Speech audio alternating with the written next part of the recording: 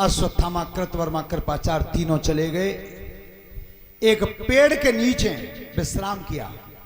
वह पेड़ के ऊपर 100 कौआ रहते थे, एक उल्लू रहता था।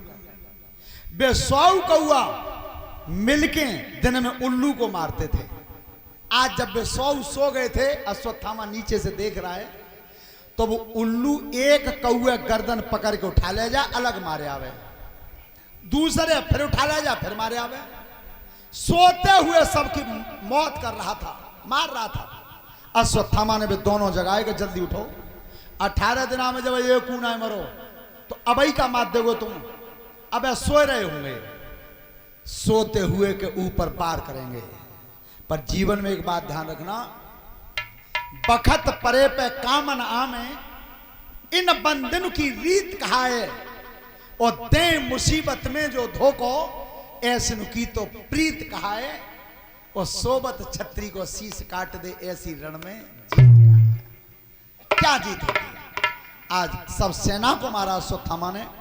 5 पुत्र थे जो द्रौपदी से थे, 5 पुत्रों की हत्या कर दी। आज वो अश्वत्थामा, ध्यान रखना, 5 पुत्रों के शीश लटका के लाया है। उस दुख में दुर्योधन का प्राणांत हुआ, दुर्योधन का प्राणांत हुआ। लेकिन जिस समय अर्जुन को पता चला तो द्रौपदी ने कहा कि जिसने मेरे बेटाओं की हत्या की है उसको मेरे सामने पकड़ के लाओ। जब गांडीव धनुष उठाया, उसी समय अश्वत्थामा ने ब्रह्मास्त्र चला दिया। जब ब्रह्मास्त्र चलाया, उसमें गर्भ का मंत्र लगा दिया, जहां तक आवाज जाएगी किसी महतारी के उदर में कोई संतान जिंदा नहीं बचेगी। और वो ब्रह्मास्त्र की चोट जब उत्तरा के गर्भ पे पड़ी है, तो उत्तरा के उदर में इस वंश की आखिरी निशानी थी, आखिरी। और जब उत्तरा के उदर में दर्द हुआ है, तब अपनी सास से बोलिए, क्या बोलिए, मेरी मैया प्राण बचाई, अरे पेट में दर्द भारी, मेरी मैया प्राण बचाई, पेट में दर्द भारी, मेरी मैया प्राण बचाओ। हाथ जोड़ के उत्तरा बोली, सुन मैया चितलाई, हाथ जोड़ के उत्तरा बोली, सुन मैया चितलाई। और चकाचौंध सो नभ में दिखो, और देखो न मुँह पे जाई चमक ऐसी मारी, मेरी मैया प्राण बचाओ, पेट में दर्द भारी, मेरी मैया प्राण बचाओ।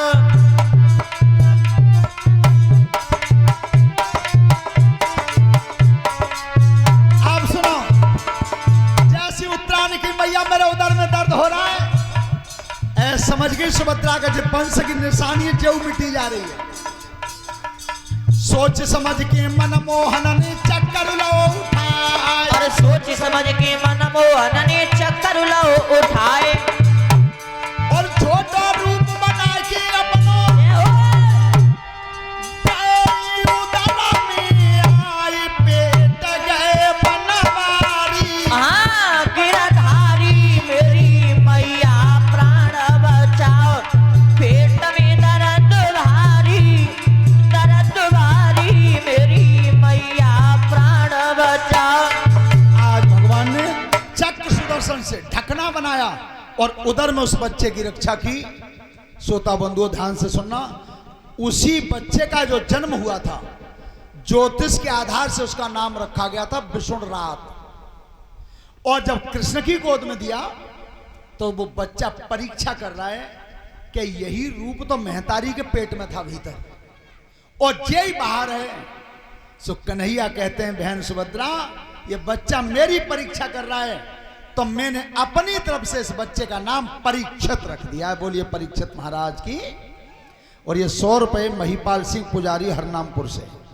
जीवन में एक बात ध्यान रखना, मेरे भारत की सभ्यता संस्कृति कभी कमजोर नहीं रही, मत कमजोर मानना इसे। और तुम्हें मालूम है बेटा क्या क्या चीज बनती है? सब बच्चे ध्यान से सुनो, छोटी सी चुटकुला के रूप में बात बता रहे हैं। मालूम है भारत की राष्ट्रीय मिठाई कौन सी है? जलेबी। बहुत सुंदर। तो जब जलेबी को एक बार गुरु एक अंग्रेज खरीद ले गया इंग्लैंड हमारे यहां से। अब वो जलेबी ले तो गया बान इंग्लैंड के सबरे वैज्ञानिक इकट्ठे करे और सबन के बीच में धद्दई के अब जाको गणित लगाओ जा में चाशनी कहां है कि गई है। अब बे बात जलेबी है चारों लगते पलटे काऊ लगते दिखा ही ना। ओ भैया चाशनी तो जाई में पर मालूम ना जा में गई कितना है कहीं। सो वो देखत रहे पलटत रहे तो तक एक कोई बड़े बूढ़े वैज्ञानिक आए इंग्लैंड के। सो उनने की क्यों बे जी बताओ जा लाओ को है। एक ने की जो डेविड लाओ है। वे बड़े बूढ़े वैज्ञानिक बोले इंग्लैंड के उल्लू के पट्टा बा भारत में तो सन 1947 में आए हम। सो एक समोसा खरीद लाए। सो आज तक गणित ना बैठोगे जा समोसा में आलू कहां है कि वो है। विचार करना यह चीज बनती है तुम्हारे भारत में। सुबह समोसे ही को गणित ना बैठो तो तक तू जलेबी और पाल लाओ। यह चीज बनती है तुम्हारे यहां। कभी अपने हिंदुस्तान की सभ्यता को छोटी मन समझना। और सभी नौजवान बच्चों से कहना चाहता हूं बेटा हंसी तो तब आते ऐसे ऐसे पहनावा। अरे भगवान कोई बालक पहन ले तो कोई बात ना। तुम बाजार में चले जाओ 70-70 साल के सवेरे बाड़ी लेके टहलने बाय पैरे ना घुटन नहीं है ना पजम नहीं है। मालूम है क्या कहते हैं बातें क्या फरी घोटुन ते कबिलान नीचे मुराय ते कबिलान ऊपर। अच्छा सुनो अभी इसी समय जिन जिन के हाथ में मोबाइल हो वो अभी सर्च करके बताओ कि मेरे भारत का राष्ट्रीय पहनावा क्या है। अभी बोल दो मोबाइल पे क्या राष्ट्रीय पहनावा क्या है। अबे तो बता दी कि राष्ट्रीय मिठाई जलेबी है, हैं? धोती कुर्ता बहुत सुंदर। यह है राष्ट्रीय पहनावा भारत का। बेटा जी कैफरी तुम्हें मालूम ना बनी कहां थे? ऐसे बनी कि एक बार जे हमारे जसवीर सिंह पजम्मा बनवाला है। अब पजम्मा बनवाला बेटा वो है वो 4 आंगुल नीचो। सो घरे आए सो इन्हें पे जोड़ीदार तक के सुनती ना हो कि कहा जब पजम्मे काट दो 4 आंगुल बड़ो है गो। बे भकिया के बोली अच्छा समय दिन ठलुआ ढूंढते ताते हैं तुम्हें मालूम है घर को कितना काम है। जब पजम नहीं तो कत्तो रंग में मामलो खत्म। फिर कई ललाते हैं कई योगेश बेटा तू ही काट दे 4 आंगुल नीचे होगा कछ ना है। आज तो पापा वो इंटरनेट को काम चल रहा है। सो आज तो पूरे दिन टाइम ही ना भाई इंजीनियर ही पे थे बिन्नू खत्म। फिर लली थी कही कि लली ऐसा करो रचना तुम ही काट दो बेटा जाए करना ना पापा गृह विज्ञान पेपर हो वो पजम्मा धर गो अलमारी में।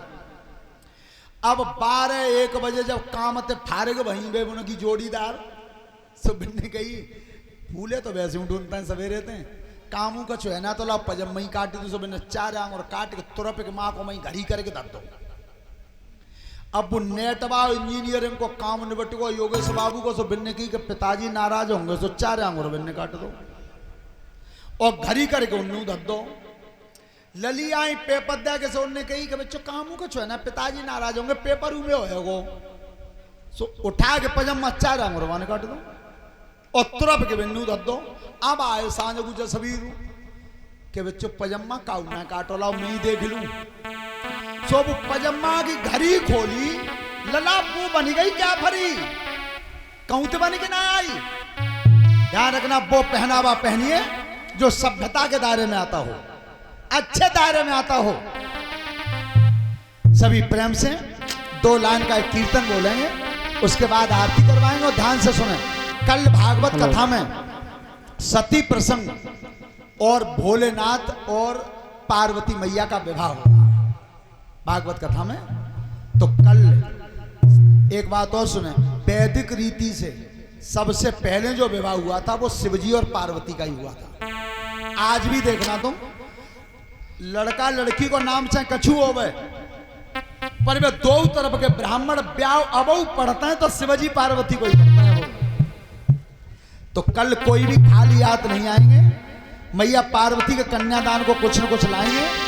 मैया पार्वती का जो कन्यादान व्यास चौकी पे करते हैं, उनके पति की उम्र लंबी होती है और पति और पत्नी में झगड़ा नहीं होता, ठीक, लड़ाई नहीं होते को। तो कल शिव पार्वती का विवाह सुनाएंगे और अब 2 लाइन का कीर्तन बोलेंगे। उसके बाद